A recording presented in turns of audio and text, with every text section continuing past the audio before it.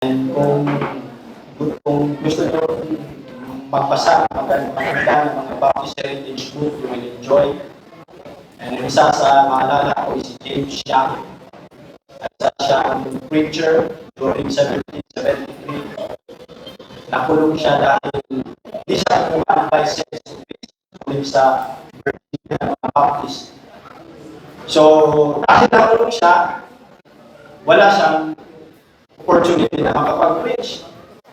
So, ang kulungan that time, mga kapatid, is meron lamang 3 butas na bintana na makita nila yung labas.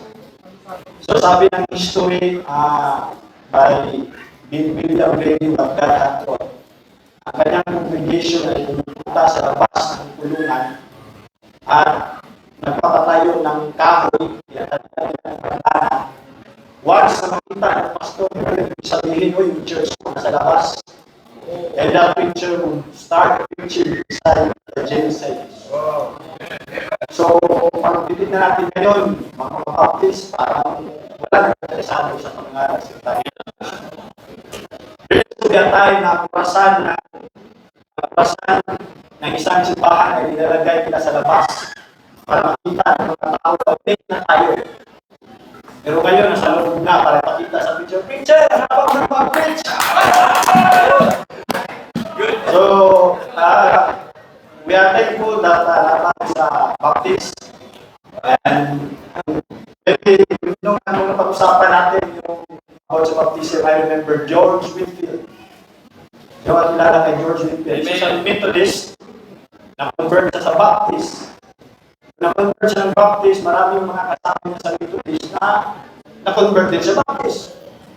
So, nung na-save, inumpisahan niya na baptize sa tubig. Kaya doon nagsimula yung quotation na all of my chicken have become ducks. Kasi ang mga chicken, di ba, hindi mahilig sa tubig, pero yung mga pato, nag-enjoy sila sa tubig.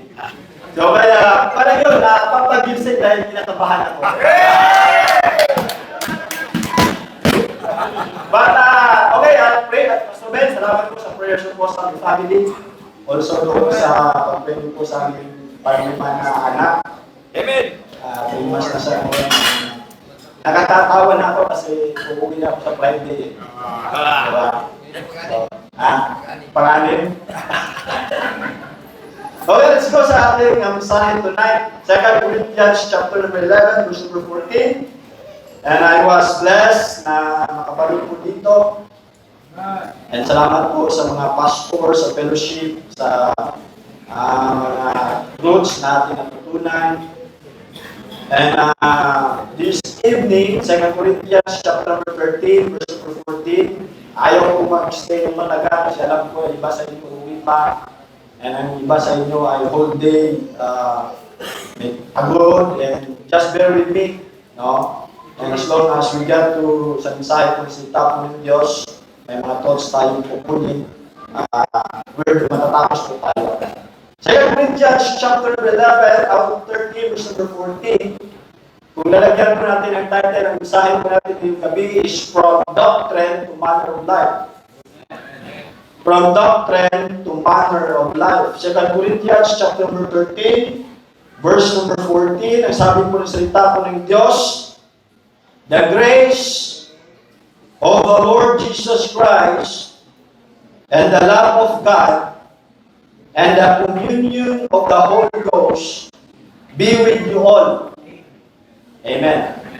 Mag-pray po tayo. Salamat, Panginoon, sa gabi po nito, sa aming words, sa opportunity na niyo po binigay sa amin ng mga pangaral po sa tapo ng Diyos. Alam ko po na wala po akong magagawa kung wala po kayo, Holy Spirit, na mag-lead po sa amin sa gabi po nito. Walang po ang mapag-usapan, Panginoon, sa gabi po na ito. Kayo lamang po ang mabigyan po ng glory and honor sa lahat ng pag-usapan. Ito ang panalangin sa pangalan ni Kristo Jesus. Amen. So, before pasensya na kayo mga kapatid kung pag nagsalita ako na nagdag mga haluan ng Bisaya dahil talagang wala. Sanay na sa Bisaya. Kaya ang AI doon sa Davao ang meaning ating nun. Kaya natawa ako kanina. So, Galatians chapter number 5, verse number 15, buksan po natin ang ating Bible. And Galatians chapter number 5, verse number 15, ang sabi po ng salita po ng Diyos, kung nandyan po tayo, but if ye bite and devour one another, take heed, yet be not consumed one of another. So ang isang concern po mga kapatid na atin pong nakikita sa panahon po natin ngayon, that tumataas po mga kapatid, nag-i-increase po ang ating tinatawag na pag-aaway or schism sa body of Christ. Brothers to brothers, sisters to sisters ay nag-aaway po dahil sa mga bagay na hindi sila nag-agree. Bakit kaya? Ano po kayang dahilan kung bakit pareho naman tayo ng pinaniniwalaan, pareho tayo ng pinanindigan, pero pag minsan makikita mo sa Facebook, we are biting and devouring one another. Ano po kaya ang dahilan? It is because of lack of knowledge. Sa time po natin ngayon mga kapatid, in Daniel chapter number 12, verse number 4, sabi sa Daniel that in the last days, knowledge shall increase. So hindi natin masabi na ang pag-aaway ng mga kapatiran, ng mga brethren, ng mga pastors or preachers ay hindi dahil sa lack of knowledge. Right. Kasi sa panahon po natin ngayon, marami tayong mga tools na pwede natin gamitin. Nandyan yung Google, Bible apps, ChatGPT, and knowledge, and others. So ibig sabihin, knowledge is just a click away. Right. So, ibig sabihin, ang pag-aaway-away ng mga brothers and sisters na mga kapatiran natin sa body of Christ is not because of lack of knowledge. Or, it is a lack of teaching. Kulang ba tayo sa pagtuturo? And yet, sa linggo na ito, marami tayong mga teachers na napakinggan. There are more teachers na nagtuturo po sa atin po ng salita po ng Diyos na atin po napakinggan this week. And there are a lot more books, yung kagaya ng ating evangelists, and more platforms for preaching and teaching today than ever before. Right. So it is not the lack of teaching, and hindi rin lack of knowledge. So ano kaya? Ang dahilan mga kapatid is ito. It is because of our failure to translate doctrinal truths to practical reality. Yan yung dahilan kung bakit sa ating mga pamamahay may problema, bakit sa ating mga churches may problema, sa ating family, sa ating relationship toward one another. It's not because we are lack of knowledge. It's not because we are lack of teaching. That is because we are lack to put or to translate the doctrinal truths that we have learned into a practical reality sa ating pong Christian life. Kaya yun yung dahilan. And because mga kapatid, this exercise, mga kapatid, of moving from doctrine to manner of life, ay hindi po ito trabaho ng preacher or teacher sa inyo. Kundi it is the responsibility of individual to apply the truths na atin pong natutunan mga kapatid galing po sa salita po ng Diyos. So sa gabi po na ito, meron lang po akong tatlong bagay na na-share po sa inyo. Ibigay ko lang po yung tatlong points po na yun. Number 1, the identification of doctrine. Yun yung point number 1 po natin. Number 2, mga kapatid, the internalization of doctrine or what it is to us. Yung mga truths na ito. And number 3, mga kapatid, is the implementation of doctrine to manner of life. Okay? So yun mga kapatid, yun po yung pag-usapan po natin sa gabi po na ito. So number 1, mga kapatid, the identification of doctrine. Sa binasa po natin na verse, mga kapatid, sa 2 Corinthians chapter 13, verse number 14, makikita po natin dyan yung word na Trinity. Okay? The Lord Jesus Christ, the love of God or the Word God the Father, and the Holy Ghost. So that is the doctrine of Trinity. Then, makita po natin mga kapatid, sa binasa po natin na verse, ano po yung attributes ng Godhead na yun or yung Trinity na yun? Magkikita din natin dyan sa verse. Grace, love, and communion. Kaya, makikita natin na, doctrinally, we understand mga kapatid that the grace of the Lord Jesus Christ is the basis of our salvation. Alam po natin, ang biyaya po ng Panginoon, ang nagbigay po sa atin ng salvation, sa 2 Timothy chapter number 2, verse number 11, that the grace of God had appeared to all men. Kaya ang kaligtasan ngayon, mga kapatid, sa panahon po natin ngayon ay sa pamamagitan ng biyaya. Hindi lamang po ang grace is the basis for our salvation, but also grace is the provision for our redemption.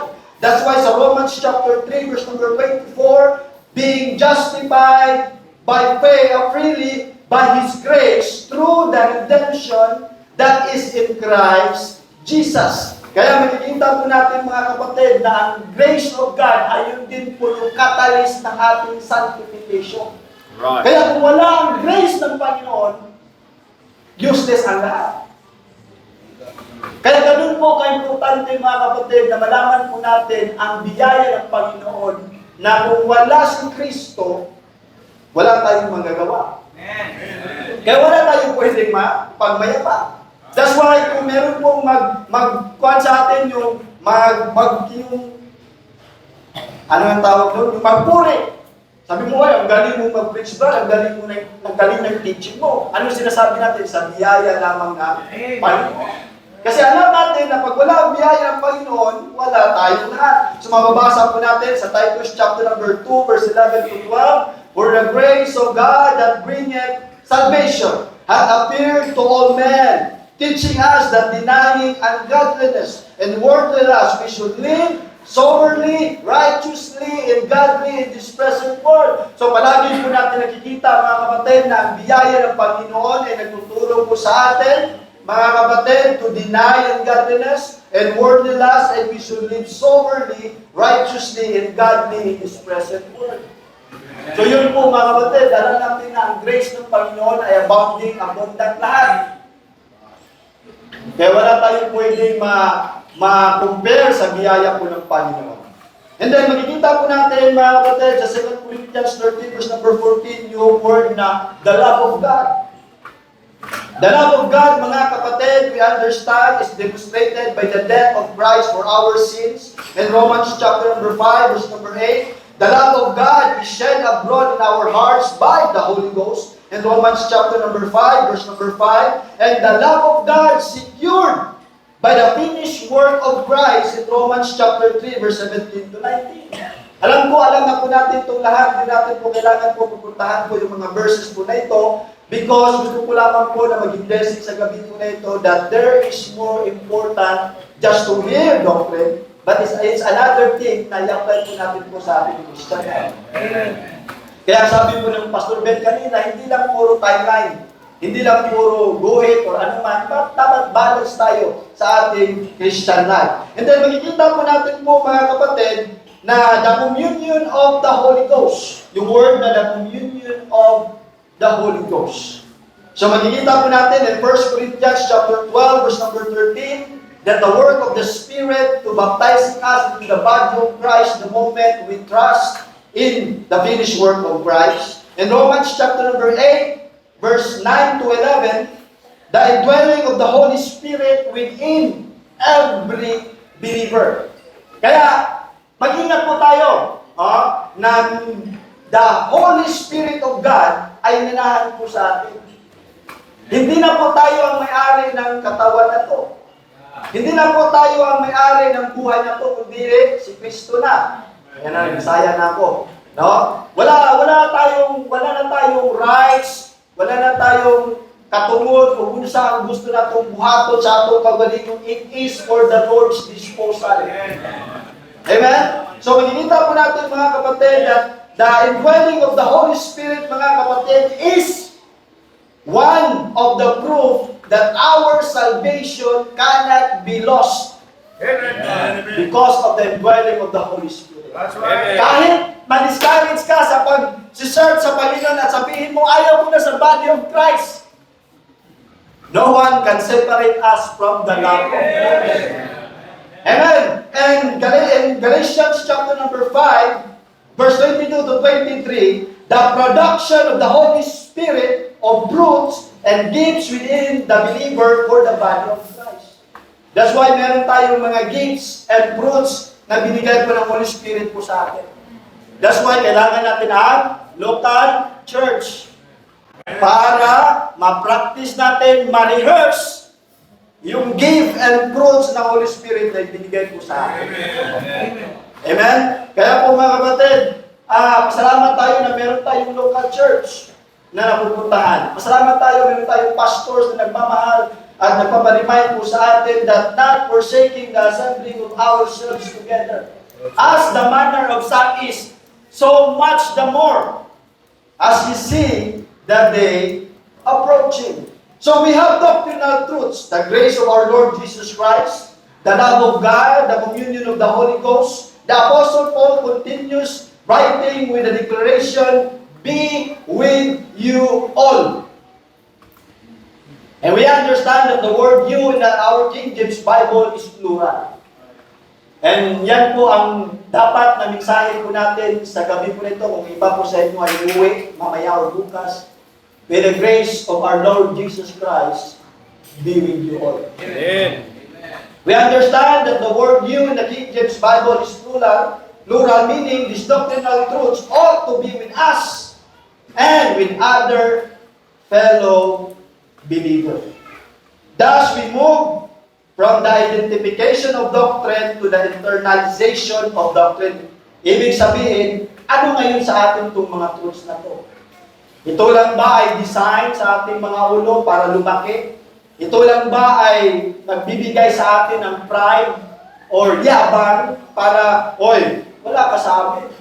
Meron kami ganitong katuruan. Ano ba talaga sa atin ang truths na to?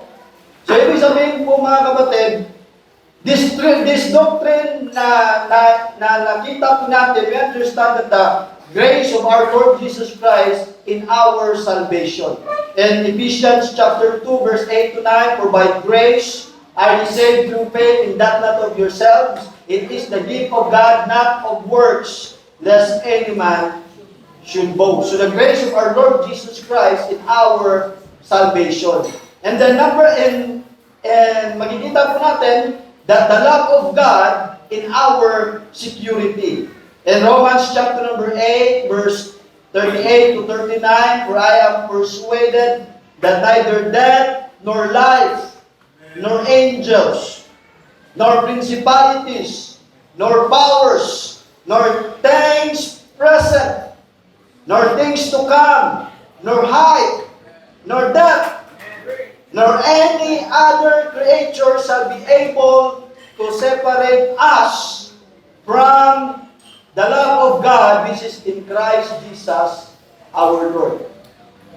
Kaya kung meron po mga tao na talagang palaging nakangiti, masayahin, excited, that should be us. Amen. Amen. Bakit? Nabasa natin na walang anumang bagay dito sa mundo ang makapag-separate sa atin sa pagmamahal ng Panginoon. Pero mga Kristiyano ngayon, walang kwarta. Sarande, attorney. Walang kwarta. Ganun na lang ba mga kapatid ang kasiyahan po natin sa mundong ito? I'm not saying na hindi tayo mag-provide sa pamilya natin, hindi tayo mag-provide sa mga pangangailangan po ng pamilya po natin, but there is a prophet. Amen. More than the things of this world. Di ba? Sabi sa Ecclesiastes, sa Matthew, that there is a prophet under the sun. But kung ang focus po natin is prophet under the sun, makakalimutan natin yung prophet according to the Word of God. Pili tayo, prophet sa bagay na mundo ito or prophet na sa makalangit. Kaya yung mga bumiyahe na galing pa ng malayong lugar, ay ang dami yung kita or prophet spiritual. Bakit? marinig sa mga ibang churches ngayon. Right. That's right. Hindi na natin ito marinig ng mga turuan sa ibang churches ngayon. At pasalamat tayo sa Panginoon na ito ay na-preserve at mapas ang heritage nito sa mga anak po natin. Kaya nila yung mga anak ko na lalaki, palagi kong pinaalalahanan na pag si Papa, Mama namatay at hindi kayo natuto, wala na kayong pag-asa. Bakit? Kasi responsibilidad natin, parents, na mapas ang mga truths na ito.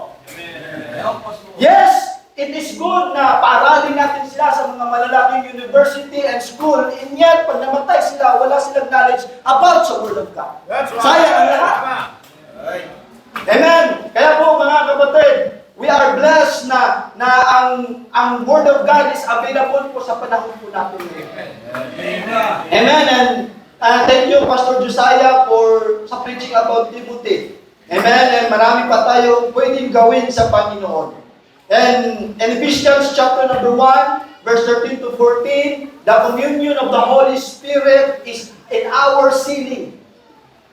Sabi po sa itapo ng Diyos that in whom you also trusted after that ye heard the word of truth, the gospel of your salvation, in whom also after that ye believed, ye were sealed with the Holy Spirit of promise, which is the earnest of our inheritance, until the redemption of the purchased possession unto the body, unto the praise of His glory. Pambihira, ang ganda ng working ng Holy Spirit sa ating salvation. Sealing. And sealing, ibig sabihin, nagpapakita lang na may-ari na tayo ng Panginoon. Amen. Kaya, dapat masaya tayong lahat na ang salvation po natin ay hindi na ma-forfeit or hindi na mawawala. We are heaven-bound. Amen. We are glory-bound sa biyaya po ng Panginoon. So, makikita po natin po, mga kapatid, na ang mga truths na atin po natutunan ay hindi lamang po ito dapat kuwan lang yung palamuti or design sa ating buhay Kristiyano. Dapat mag-manifest po ito sa ating buhay. So ngayon, sabi ko, madali lang yung principle ko. Punta tayo sa number 3. The implementation of doctrine to manner of life. Ito yung goal natin. Na lahat ng mga napakinggan natin this week ay ma-implement. Sa ating mga pamamahay, sa ating mga family, sa ating mga anak. Of course, hindi natin magawa itong lahat kung wala ang tulong po ng Panginoon. So, when we implement doctrine to manner of life, makikita po natin that the grace of our Lord Jesus Christ applied to fellow believers is graciousness. Kaya mabasa po natin yan mga kapatid sa Ephesians chapter number 4, verse number 32, and being ye kind to one another, amen, tender-hearted, forgiving one another, even as God for Christ's sake had forgiven you. Alam niyo po mga kapatid kung paano po natin ma-demonstrate ang biyaya ng Panginoon. Ma-demonstrate po natin sa pamamagitan ng mga actions natin sa ating buhay. Ma-demonstrate po natin yan sa ating mga kapatid. Na matuto tayong maging kind one to another, tender-hearted, amen, forgiving one another. Ang hirap naman na tayo ay lahat nasa body of Christ pero mahirap tayong magpatawad. Ang hirap naman na lahat tayo nasa body of Christ pero hindi tayo kind sa bawat isa. Ang hirap naman, lahat tayo nasa body of Christ pero hindi tayo tender-hearted sa bawat isa. Kaya, paano yun ang dami kong screenshot ng mga nagko-comment na ng mga brothers and sisters natin sa Facebook na yung mga pananalita, kakaiba. Kaya kung matitempt ka rin ako mag-comment ko yung misis ko, huwag mong gawin yan. Kaya magyayari sa'yo. Pero, mga kapatid, ang punto ko mga kapatid, The truths that we have learned should not only be seen in our daily life, but also kung saan tayo dadalhin ng Panginoon. That's right. No? Kaya, wala eh. Kaya may away-away. Pareho na naman tayo pinaninindigan. Bakit pa tayo nag-aaway? Kasi kulang tayo sa implementation ng doctrine na tutunan po natin. May hatred. Ano pa? Pangalanan na natin lahat. Kulang tayo sa implementation ng mga truths na tutunan po natin. Yes, papaulit-ulit na natin na pakinggan ang mga bagay po nito, pero again, kulang pa rin tayo sa application. Right. Amen. Thank you, Lord. In Colossians chapter 3, verse number 13, forbearing one another, forgiving one another, if any man have quarrel against any, even Christ forgive you. So also, do ye. So number 2, mga kapatid, the grace of God, mapapakita natin hindi lang sa action, but also sa communication. Amen. Gawin tayo makipag-converse, makipag-usap sa bawat isa po sa atin. Kaya sa Hebrew, sa Ephesians chapter number 4, verse number 29, let no corrupt communication proceed out of your mouth, but that which is good to use of edifying, that it may minister grace unto the hearers. Amen. Minsan ako may mga words na lumalabas sa bibig ko na minsan hindi edifying. And God knows it and I know it. Nagpasalamat ako sa biyaya ng Panginoon na nag-aabaw. Amen, nagpapa-remind. And that's why po mga kapatid, huwag po natin i-abuse ang grace ng Panginoon. Amen. Kaya sabi ni Paul sa Romans chapter number 6, shall we continue in sin that grace may abound? God forbid. Amen. Kaya ang mindset ng mga ibang Kristohanon, save naman ako, pag namatay ako, langit, gusto ko nang gawin ang lahat ng gusto ko. Kaya, mag-ingat po tayo lahat dahil merong judgment seat of Christ. Doon lahat makikita ang lahat ng actions natin. Lahat ng mga ginagawa natin sa buhay nito kung nakapasa ba sa standard ng Panginoon. Okay? Hindi lamang po ang grace ng Panginoon ay mapapakita natin sa action at saka sa communication, but also the love of God applied to fellow believers is charity. Amen. So, ibig sabihin, ang pagmamahal or ang love ng Panginoon ay pwede natin mapakita o mapadisplay sa pamamagitan ng ating motivation or paggagawa natin sa Panginoon. Kaya sa 1 Corinthians chapter number 16, verse number 14, let all your things be done with charity. Kasi kung walang charity, sayang lahat. Amen. Amen. Imagine mo, nandito tayo lahat, pero wala pala